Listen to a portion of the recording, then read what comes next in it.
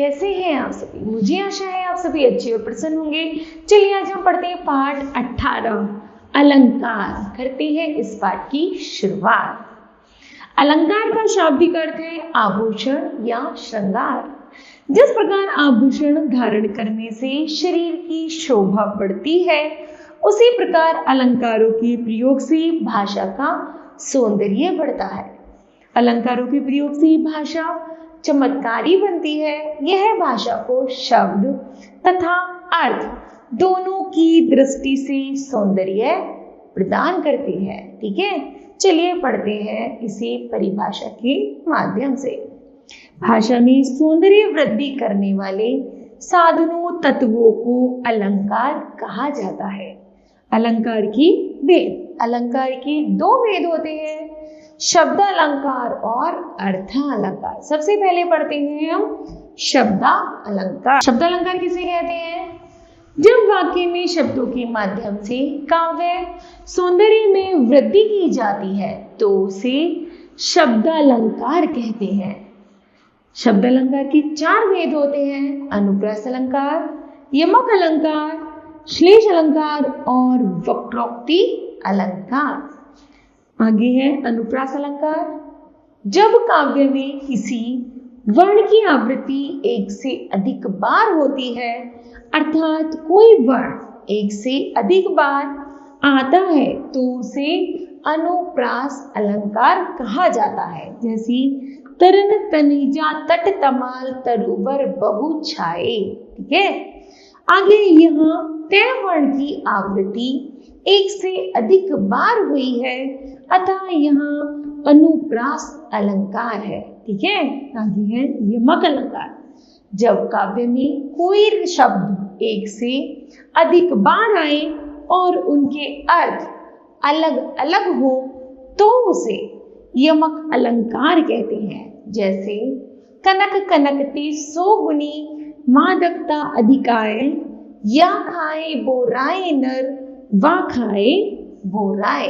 ठीक है, अर्थात यहाँ कनक शब्द के अर्थ है सोना और धतूरा। क्योंकि यहाँ पर कनक कनक 2 बार प्रयोग हुआ है, इसलिए एक कनक का अर्थ है सोना और दूसरे कनक का अर्थ है धतूरा।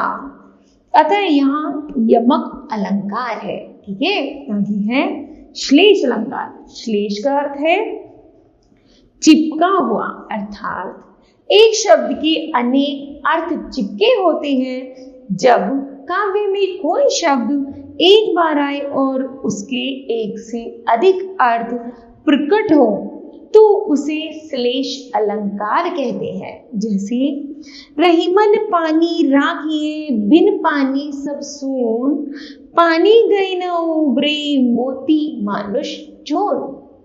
यहाँ पर पानी शब्द 3 बार आया है, अर्थात पानी शब्द के यहाँ पर 3 अर्थ है। एक तो मनुष्य के संदर्भ में पानी का अर्थ समान है, दूसरा मोती के संदर्भ में पानी का अर्थ चमक है, तीसरा आटे अर्थात चूने के संदर्भ में पानी का अर्थ है जल। ठीक है, इसलिए यहाँ श्लेष अलंकार है। आगे पढ़ते हैं वक्रोक्ति अलंकार। वक्रोक्ति का अर्थ होता है वक्र, टेढ़ी, उक्ति, कथन, कहने वाला तात्पर्य से कहे और सुनने वाला भिन्न अर्थ ग्रहण करे तो वक्रोक्ति अलंकार होता है। जैसे मुझे हरि की तलाश है, इसमें हरि का अर्थ भगवान भी लिया जा सकता है, कुछ और भी, जैसे घोड़ा, मेंढक, बंदर आदि। ठीक है, उसके बाद है अर्थालंकार। काव्य के अर्थ में चमत्कार उत्पन्न करने वाले अलंकार अर्थालंकार कहलाते हैं। अर्थालंकार की भेद। अर्थालंकार के मुख्य भेद इस प्रकार है। नंबर 1 उपमा अलंकार, रूपक अलंकार, उत्प्रेक्ष अलंकार और अतिशयोक्ति अलंकार। ठीक है, सबसे पहले पढ़ते हैं हम उपमा अलंकार। जब काव्य में किसी वस्तु या व्यक्ति की स्थिति, स्वभाव, रूप, गुण आदि की तुलना या समानता किसी अन्य वस्तु या व्यक्ति से की जाती है तो उसे उपमा अलंकार कहते हैं। पीपर पात सरित मन डोला, यहाँ तन के डोलने की तुलना पीपल के पत्तों से की गई है, अतः यहाँ उपमा अलंकार है। ठीक है, आगे है उपमेय। जिस वस्तु या व्यक्ति से उपमा दी जाती है उसे उपमा अलंकार कहते हैं। उपमा अलंकार में तुलना के लिए साम, सी, से, सम, सरित, समान, सदृश्य जैसे योजकों का प्रयोग किया जाता है। आगे है रूपक अलंकार।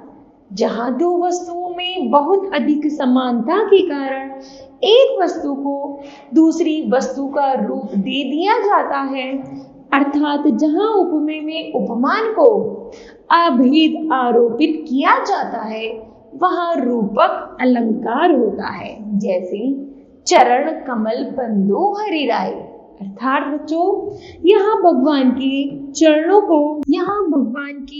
को कमल ही मान लिया जा गया है। उपमेय में उपमान का अभेद आरोप होने के कारण यहाँ रूपक अलंकार है। जैसे चरण कमल बंधु हरिराय, यह हरि के चरण, उपमेय में कमल उपमान का आरोप है, अतः यहाँ रूपक अलंकार है। ठीक है, उत्प्रेक्ष अलंकार। जब उपमेय में गुण धर्म की समानता के कारण उपमान की संभावना कर ली जाए तो उसे उत्प्रेक्षा अलंकार कहते हैं। जैसे कहती हुई यूं उत्तरा के नेत्र जल से भर गए, हिमकर्णों से पूर्ण मानो हो एक पंकज नए।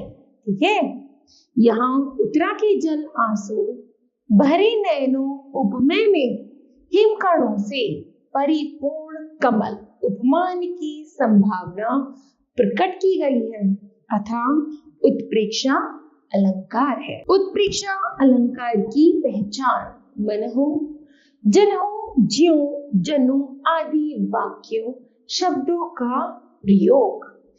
अतिशयोक्ति अलंकार। जिस पर विश्वास करना कठिन हो वहां अतिशयोक्ति अलंकार होता है।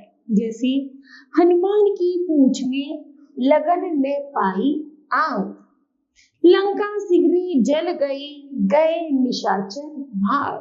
अर्थात इसमें हनुमान की पूंछ में आग लगने से पूर्व में सोने की लंका का जलकर राख होने का वर्णन है। बिना आग जले लंका का जलना संभव नहीं, अतः यहाँ अतिशयोक्ति अलंकार है। ये इस पाठ का महत्वपूर्ण तथ्य। करते हैं इसकी शुरुआत। ऐसे तत्व जो कविता की सौंदर्य को बढ़ाते हैं अलंकार कहलाते हैं। अलंकार मुख्यतः दो प्रकार के होते हैं, शब्द अलंकार और अर्थालंकार। शब्दों के द्वारा कविता में सौंदर्य लाने वाले अलंकार शब्द अलंकार कहलाते हैं। शब्द अलंकार के चार प्रकार हैं, अनुप्रास, यमक, श्लेष तथा वक्रोक्ति। अर्थ की दृष्टि से कविता में सौंदर्य लाने वाले अलंकार अर्थालंकार। अर्थालंकार की मुख्य भेद है उपमा, रूपक, उत्प्रेक्षा तथा अतिशयोक्ति आदि है। ठीक है, तो मुझे आशा है बच्चों यह पाठ आपको समझ आया होगा। धन्यवाद।